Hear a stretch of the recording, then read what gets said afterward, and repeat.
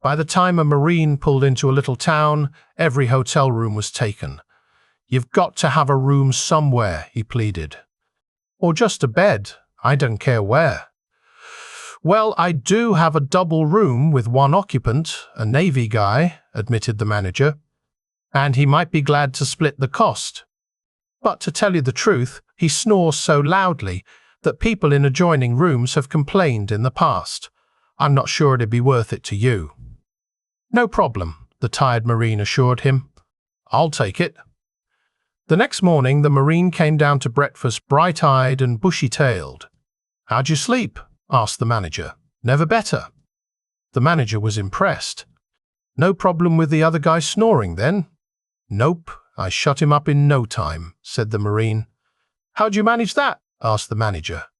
"He was already in bed, snoring away when I came in the room," the Marine explained. "I went over, gave him a kiss on the cheek, said, 'Good night, beautiful,' and he sat up all night, watching me." I played golf recently with an old man who had a sweet swing on the range and must once have been an exceptionally good golfer. I respected his age, so we played from the whites.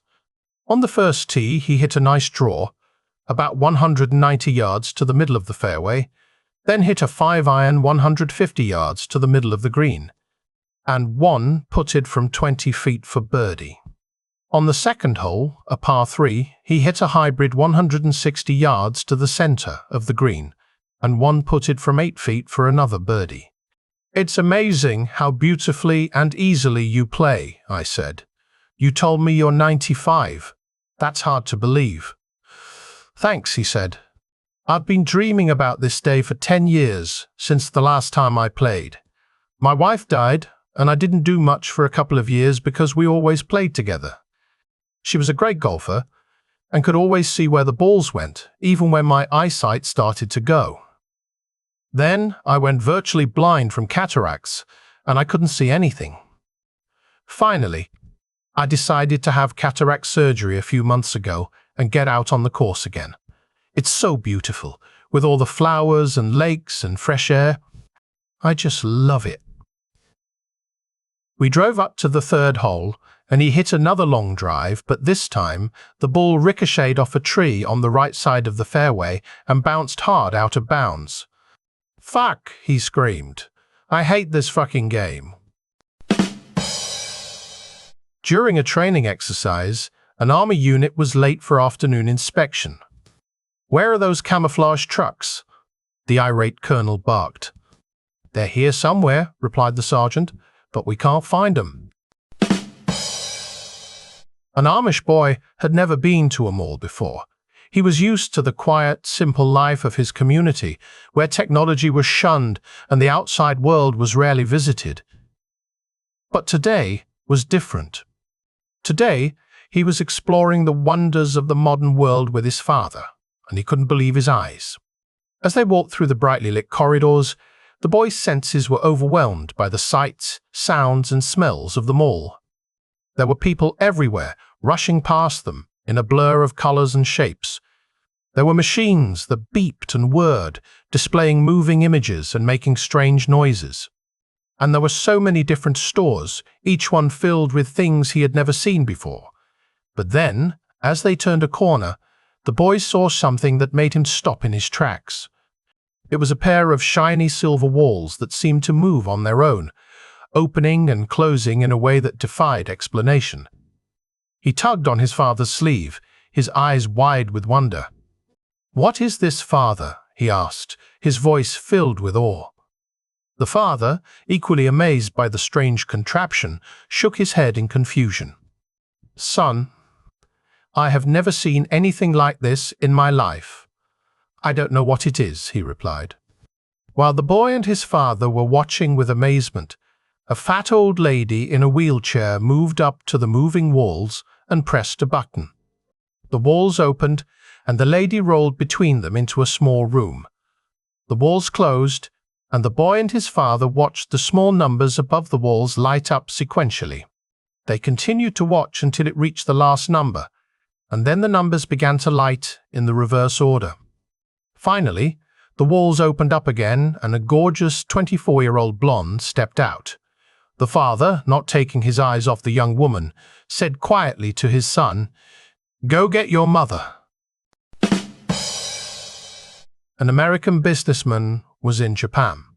He hired a local hooker and was going at it all night with her. She kept screaming, "Fuji-fu, Fuji-fu," which the guy took to be pleasurable. The next day, he was golfing with his Japanese counterparts, and he got a hole-in-one. Wanting to impress the clients, he said, "Fuji-fu." The Japanese client looked confused and said, "No, he got the right hole."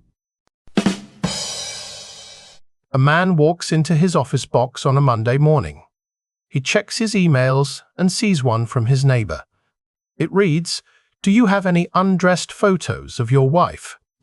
Outraged, the man replies, "No, I do not." Shortly after, he receives a second email from his neighbor.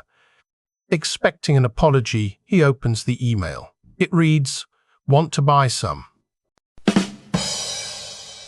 A man in Denver walked into the produce section of his local supermarket and asked to buy half a head of cabbage. The boy working in that department told him that they only sold whole heads of cabbage.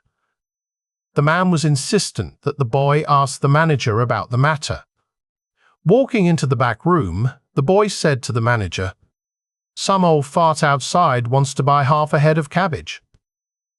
As he finished his sentence, he turned around to find that the man had followed and was standing right behind him, so the boy quickly added, "And this gentleman kindly offered to buy the other half."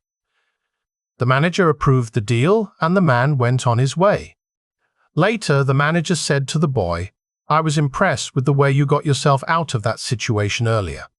We like people who can think on their feet here. Where are you from?" "Son." "Russia." "Sir," the boy replied. "Why did you leave Russia?" the manager asked. The boy said, "Sir, there's nothing but prostitutes and ice hockey players in Russia." "Is that right?" fumed the manager.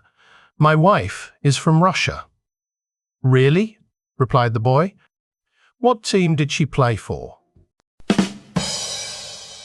The current trend in humanity to do good in the world was improving, and the devil was upset with a decline in the numbers of damned people condemned to hell.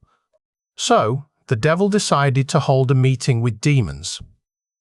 At the meeting, he asked his assistant demons for ideas to increase the numbers. The devil called the meeting to order. "Should we give you all the refresher lessons on how to tempt better? All of you have been useless. You're not tempting humans strong enough. You waste your time down here roasting marshmallows, telling jokes, not achieving anything, or tempting people to sin. You are no good to anyone. What the hell are you going to do about it?" One demon stood up and said, "Let's tempt them to play a game to lift their spirits, make them feel they are on top of the world, and then suddenly dash them into deep depression unexpectedly and repeatedly. This will produce pain, frustration, and agony that would be so unbearable we will soon gain control of their wills."